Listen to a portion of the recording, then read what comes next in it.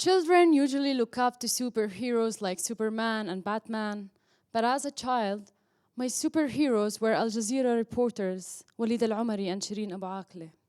Shireen was one of the first female Arab reporters and one of the most powerful women I knew as a child.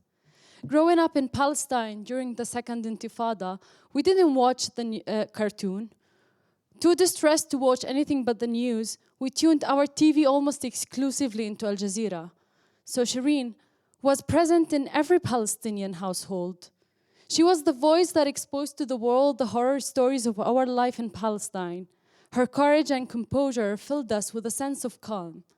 She inspired me. Her antics offering a distraction during the night raids when I would hold my mother's hairbrush and pretend to be reporting the latest happenings in the neighborhood.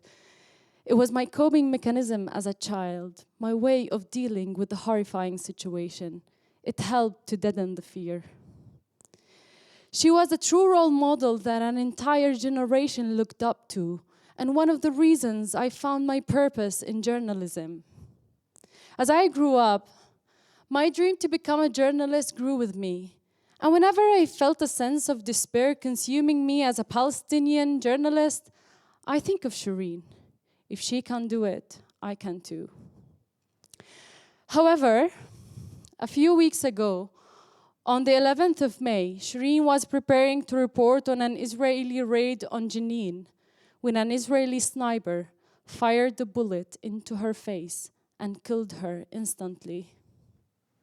Her murder provoked outrage throughout Palestine. The pain of her loss was collective. All Palestinians, regardless of religion or political affiliation, mourned her together.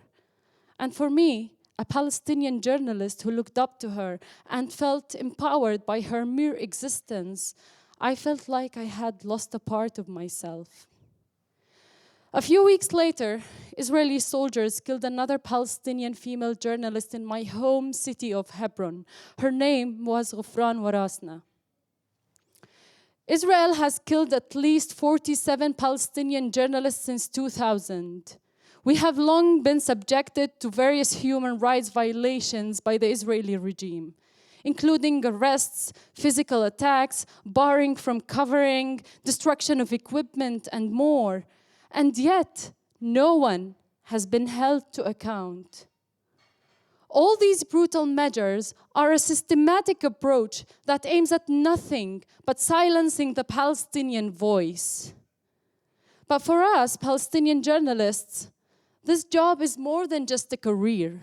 It's a duty to tell our stories. Shireen once said, "It might not be easy to change the reality, but at least I can bring Palestinian voices to the world." So they may have killed Shireen, but they will never kill her message.